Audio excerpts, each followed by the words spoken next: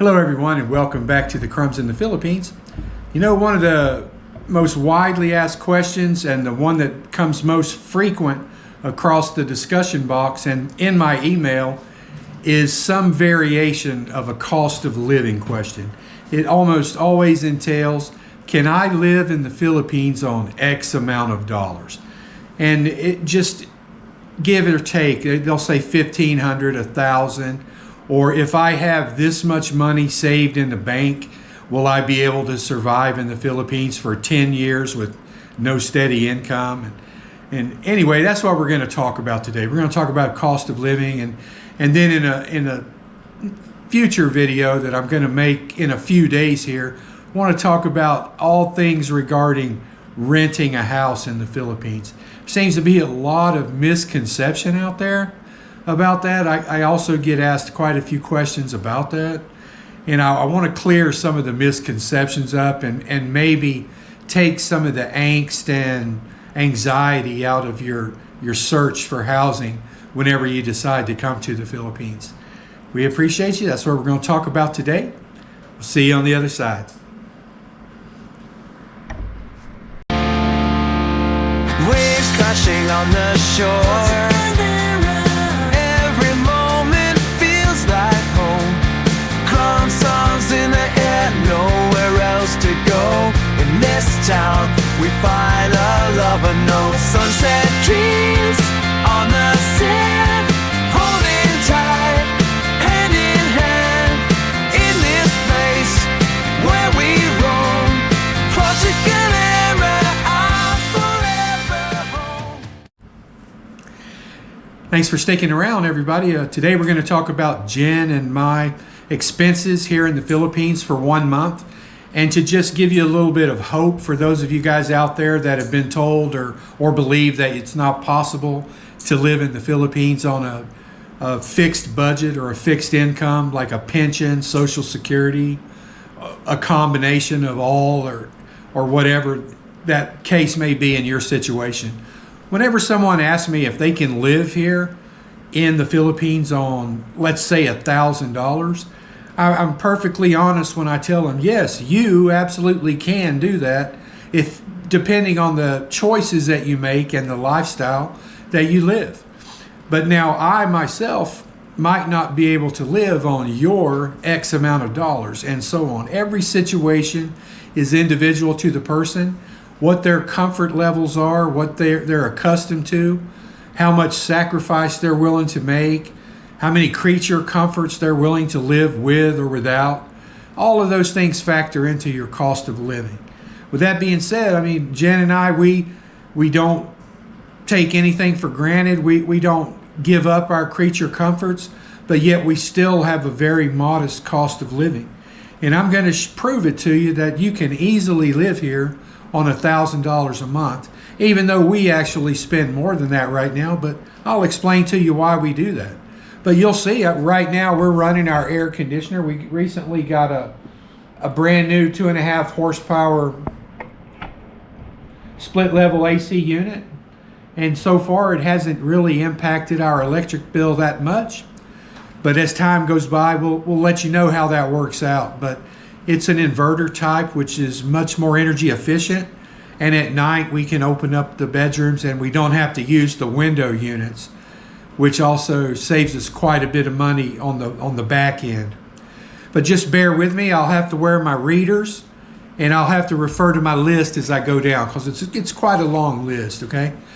And as always, we're going to start out with your most expensive cost or your biggest expenditure, which is going to be your housing payment. And although for some people that might be food, but for us it's our housing payment. Now, Jen and I originally, when we moved to Plantation Meridian, our subdivision here, we lived in Pepper Grove and we had a rent of 13,000 pesos per month. Now, we were fortunate enough to meet a couple that were selling a house, and we became good friends with them, and they were both retired Filipinos, and they ended up entering into a rent-to-own contract with us where we paid them a portion of the money down, and then we had a 5-year contract to pay off the remainder of the balance. And we are rapidly approaching the end of that, to the point where Jen and I won't have a housing payment anymore. So we initially started out on that contract at 30,000 pesos per month. I'm rounding that off just a little bit. But about a year and a half ago, we started paying 50,000 pesos a month. And it really shortened our 5-year contract down to about 3.5 years. So whenever we hit the 3.5 year point here at the beginning of 2026, actually Jen will own the home free and clear, and we won't have any housing payment. Really looking forward to that, because that's $1,000 give or take US that we're going to be able to keep each month and add to either savings or investments or travel or whatever we decide to do. But anyway, Jen and I currently pay 50,000 pesos per month for rent, which is $893. And I'm going to come back to that later in the video and explain something about that to you. Our electric bill, 3,600 pesos or $64. Internet bill, which we get 500 Mbps up and down, and it's $45 a month. And it's really a decent speed. I'm able to upload my videos to YouTube in less than 2 or 3 minutes. It's pretty good. Our water bill is 324 pesos a month or $6. Our drinking water, which hasn't really changed at all since I've lived here, 180 pesos per month, and it's always right around there, $3. And I should mention that we're using an exchange rate of $1 US is 56 pesos. I'm rounding it off, because just a couple of days ago, the last time I looked, it was 55.71. So I'm kind of rounding it up to make it easy for calculation. Our LP gas for cooking, 250 pesos per month or $5. What we do is take a gas bottle, which for some reason it's been lasting us 4 months now, and it's 1,000 pesos per bottle. We just divide it by 4. This gives us 250 pesos a month. Our gas for the PCX, 700 pesos for the month or $13. Our food bill for last month, 18,600 pesos or $332. Our restaurant bill for last month, 4,800 pesos or $86. And we do eat out quite a bit, and we stick to the establishments that are not very expensive, although every once in a while we'll go to a really nice place and eat. And you can have a nice meal in a really nice restaurant for $20 for both people. I have a account that I call miscellaneous, which should do if we have any brownouts and we do any travel, which we haven't really been having a whole lot of those lately. Last month, I think we had 1 brownout, and the month before that we had none. So that's any travel or incidentals that we might do, and that's 2,000 pesos or $36 a month. Social Security for Jen, 650 pesos or $12 a month.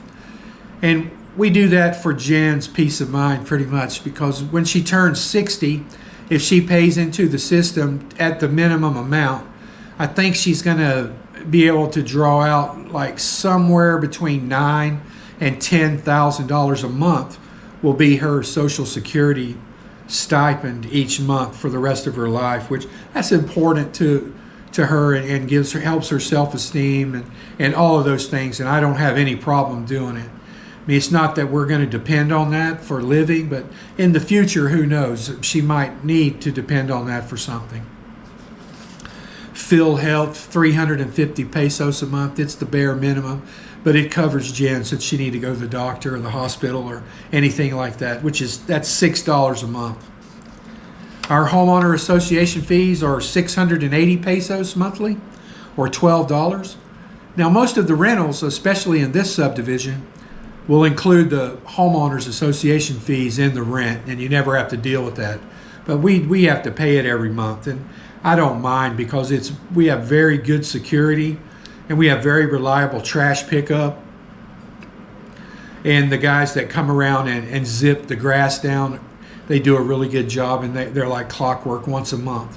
And that's what our fees pay for, and $12 is pretty minimal for that level of service. And then for the phone, 300 pesos a month. Jen and I both have prepaid phones, and for 150 pesos you can get 31 gigabytes of data, unlimited call and text to any other cell phone. And we don't really call landlines anywhere, and that always seems to be enough for us, and it comes out to 300 pesos for the month, or $5. So the grand total for Jen and I last month was 84,934 pesos, or $1,517. And what I really want you to understand with that, that's quite a bit over $1,000. But take a look at our housing cost, 50,000 pesos a month. That's way above the average that an expat pays in the Philippines for a monthly housing cost. I know that we have helped at least 10 people find housing here in the Lipa area for less than 15,000 pesos a month, which is less than $300 a month.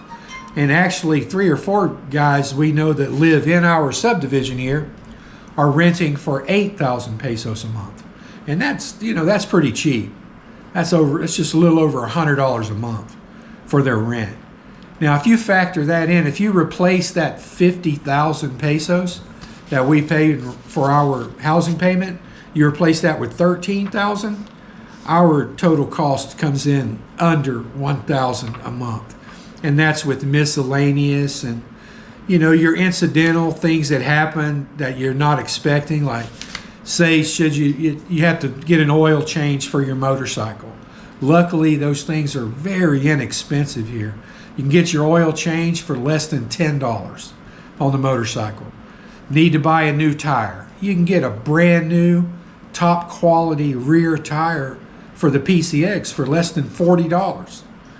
Those kind of things don't really yank into your costs that much. It just, the only thing, God forbid, is medical costs. That's the thing that, as we get older, we have to be a lot more concerned about. And what each person will have their own opinion and their own plan when it comes to medical care, and that's something that you should research and develop a really solid plan for yourself whenever you decide to move out of the United States or your home country. I know for me, I just carried over my homeowner fee. My health savings plan. And it carried over with me when I retired. And I had that for my entire working life out in the public sector as a high school teacher. And it was really a great move on my part, unintentionally, albeit, but a good move altogether anyway. But if you have any questions or you want to know more about healthcare, we have a really good video that we did about a year ago that talks about what I personally have for healthcare and other options that are available for people that are moving to the Philippines. And anyway, guys, we really appreciate each and every one of you that watch our videos. It's been a great journey so far. We're over 2 years. We're almost at 5,300 subscribers. Really like to get up there with the big boys and get about 50,000 subscribers and just reach a lot more people and hopefully make it easier for them as they approach retirement age. They don't have to approach it with such trepidation and anxiety, and they realize that they do have options, even if whether you didn't plan very good for retirement or your life circumstances dictate that you don't have a whole lot of money to live on. And I mean, that happens to a lot of people, and it's no fault of their own. But there are options for you out there, and the Philippines is one of those options. It's not the only one, and it's not perfect for everyone, but it has been pretty close to that for me.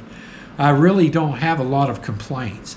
It is not perfect. I never said it was, but I don't have a lot to complain about from living here. I really like it. I enjoy it. The pace of life, the people that live here, the local population, the neighborhood here in the subdivision. It's just really a welcoming place, and I enjoy it. But anyway, guys, we appreciate you. We got several videos coming back. I mentioned one at the very front. We're going to talk about everything related to renting property and a lot of misconceptions that are out there. I want to make sure people understand that some of the questions are really funny, but I'll save those for the video. I get a big kick out of it, and we're gonna make a couple of travel videos here in the very near future. And as always, whenever rental properties come available and people let me know about it, I always ask if I can make a video. And it just kind of shows you an example of what's available here in the Lipa City area and what you can expect to pay for that stuff. Please feel free to contact me at my email address. It's down in the description box below. I try to answer every email, and sometimes I think, life circumstances kind of dictate that I might miss one from time to time, or I might not answer as quickly as people think. But believe it or not, I get hundreds of emails, and I have my email server is completely dedicated to this channel, and it's like there are hundreds of emails in there. And I've actually been able to meet quite a few really interesting and nice people, and made some good friends through that. So I have no complaints. I'll try to answer each and every one. But that's going to do it for this time, guys. I'll add some more information at the next video whenever we talk about the housing. I'm starting another YouTube channel as well called Carnivore Philippines. But I'm going to save all of that information for that channel. But later I'll give you a link whenever it's up and running for anybody that's interested in a carnivore lifestyle and whether or not that's possible living abroad. But anyway, guys, as always, I didn't mean to ramble on. I apologize. Thanks for dropping by. Stay happy. Stay healthy. We'll see you at the next video. Take care. 'Cause we're the crumbs and you'll love